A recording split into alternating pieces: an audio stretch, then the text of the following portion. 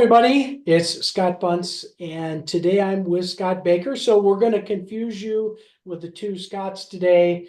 But Scott is a fractional HR expert, and I've asked him to be on this episode so he can share some of the unique things that come about as a fractional HR expert, why somebody would want that, the advantages. And yeah, so Scott, welcome and glad to have you today. Good. Thank you, Scott. Now, Scott, I believe you're in Florida, correct? Beautiful Tampa, Florida. Yes. Okay. So, Scott, great to have you. And you know what? I think a lot of people consider fractional HR, but what would you say would really put them over the edge and where somebody would really need and or want the services of a fractional HR executive? Very good question. Well, I think every company looks at it a little bit differently. So, one of the main things to think about is, Jack Welch said many, many years ago that his CFO and his VP of HR or the senior leader of HR were just as important to him. So, you have two levers in a business, two main levers. You have your financial piece, which of course your CFO focuses on, and then you also have your people piece. The the area and the function of HR has become amazingly complex. And it is incredible the amount of change that's been going on in the HR world. And it seems to be happening more and more quickly all the time. So, for example, one of the things that you think about is 20 years ago, we had a couple federal laws that, applied to the whole country and it wasn't very complex and you'd administer it in traditional HR. Now, every state has its own HR laws. Some cities have their own HR laws. For example, New York City, San Diego, LA, San Francisco, whatever it is. You have all these laws coming in from overtime to pay transparency, which means that you need to put on your job postings what the pay range is for the job. There are reports that some states request from you. Like, for example, in California, they ask you for a job report and how many people and what diversity you have in each group and pay reports and that sort of thing. The HR world is incredible. And if you think about just what happened the last 4 years, 4 to 5 years, you have COVID, you have the great resignation, you have all the layoffs, you have return to work. Before that, you had the hybrid and work from home. Now you have return to the office dynamics going on. And then you have the generational things happening with Gen Z. And, a lot of companies say, we don't need HR. We do payroll. We're good. We do benefits. We're good. But they're not really thinking about the complexity of everything else. And it's just amazing to me as I go into companies, all the opportunities to basically shore up different areas of HR or opportunities within HR to help with retention and recruitment of talent, to help with engagement of talent, to help leaders be more effective. And when you do all that, you help the business to be more effective. Wow, you just named off multiple things that somebody's got to be aware of. And I would imagine small to mid-sized businesses are struggling to keep up, right? I'm not sure everybody's got a full-time HR person if they're going to a charm meetings and getting the latest. And I would think somebody that is keeping up with all of that and not charging a full-time cost for an HR manager, director would be an infinite value. So out of all those things that you said, I'm just going to pick one question because, I'm an older person from a different generation. And the fact that you're required to put out in some scenarios what the pay is, the first thing I think of is I've got existing employees at different rates that might have a similar job title. And how do you navigate through all of that? So would love to get your feedback and perspective on how that all works. Scott, that is a great question. It's one that I'm working through right now with a company that's based in New Jersey, because New Jersey just implemented their pay transparency law as of June 1st.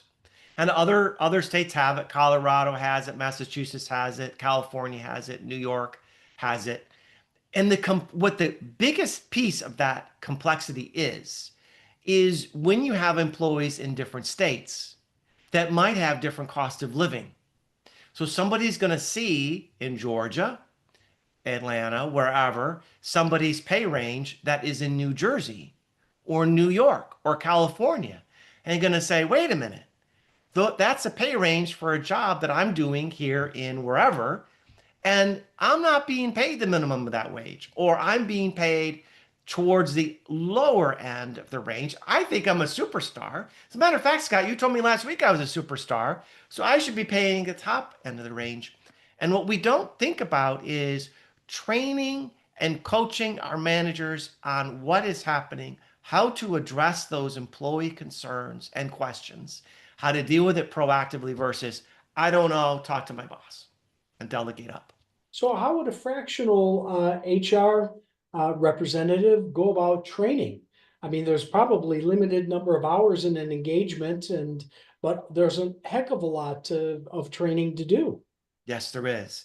So one of the advantages of a fractional is they bring the experience, like I do, having implemented pay transparency in other states. So even if you're in Atlanta and you have employees in New Jersey, this affects you, right? Or you're wherever you are, this affects you.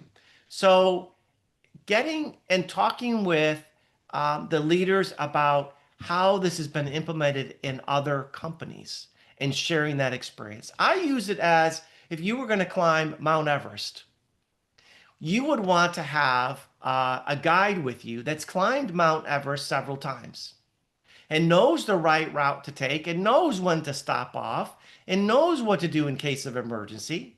And they've climbed it. And you would not just take anybody off the street and say, let's go climb Mount McKinley together. You would take somebody who's done that before. And that's what fractional offers you.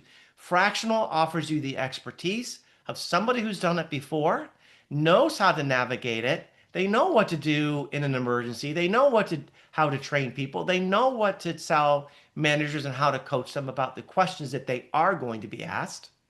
And they make the whole process go smoothly. Well, then I'm calling you my personal HR Sherpa. I'm happy to help. I'll carry whatever you want me to carry.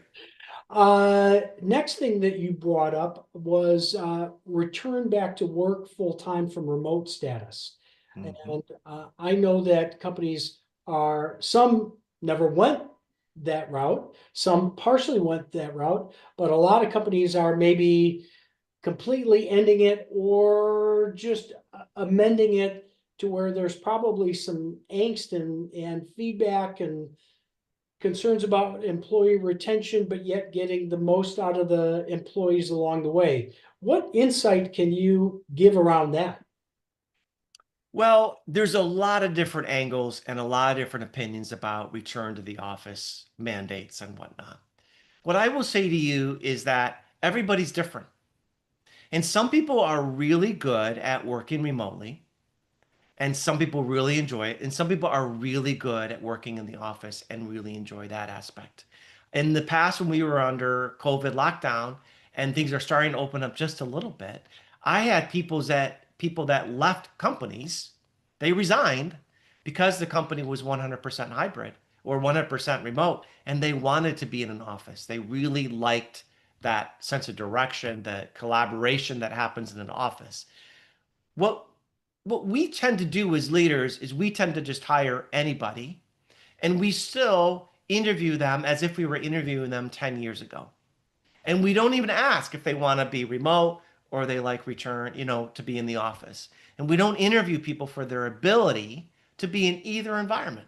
There's people that are remote workers that have failed miserably, as well as people that have been in office that have failed miserably. But we have not updated our interview process to ask people, this is a remote job, tell me some examples of how you've been able to be effective in a remote work environment, or vice versa, how you've been effective in the return to work. The other thing that we haven't done is we have a whole bunch of people that were hired during COVID that are recent college graduates, and they have no idea of how to work in an office. Everything that they've experienced has been over Zoom or Teams or text or Slack. And now, how do I come back to the office? Now I'm working with you, Scott.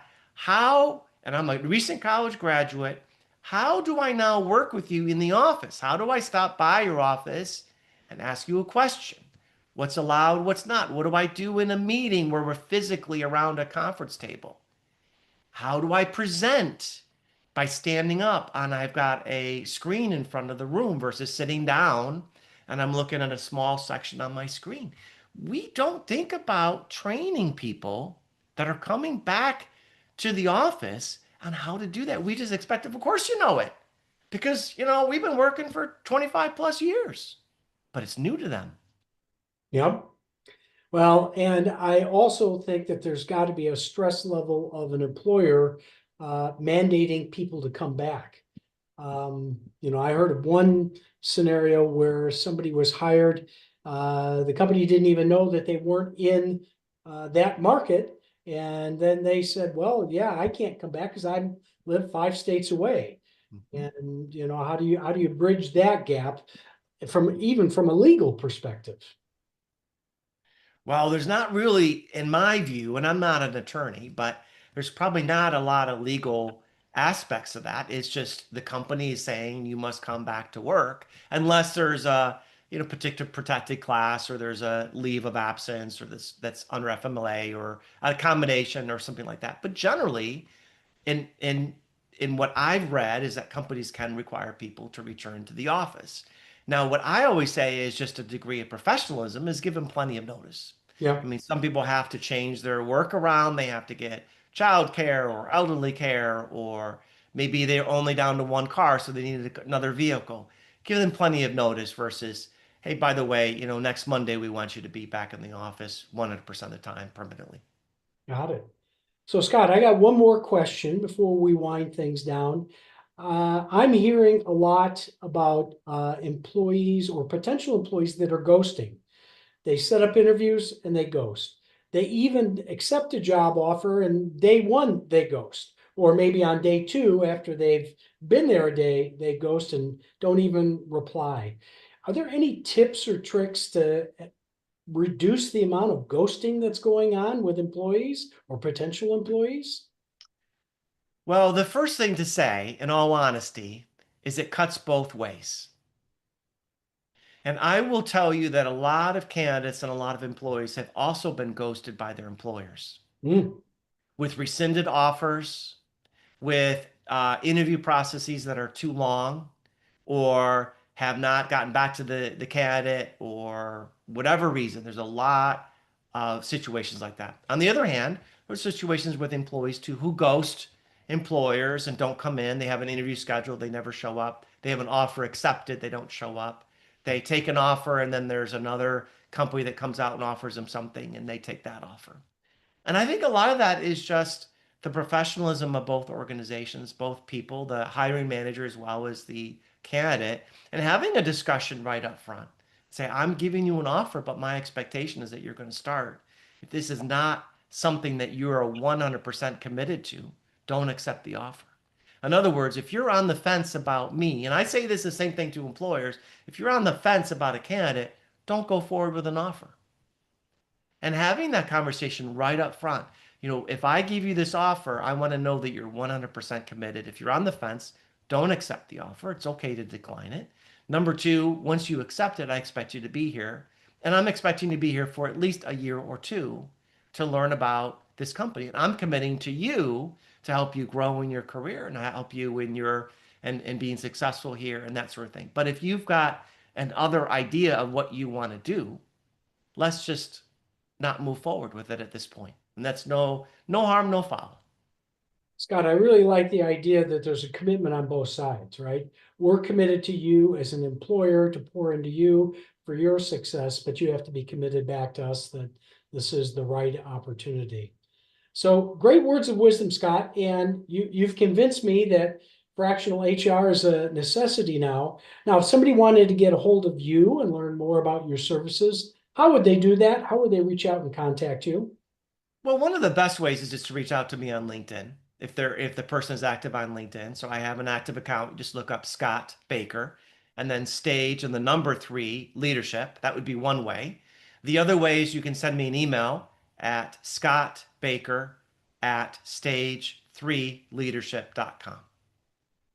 Excellent. Well, Scott, I really enjoyed your time today. I think you've added some value here, and I'm wishing you all the success in the world. Good. Thank you, Scott. I really enjoyed it. Thank you. All right, all the best.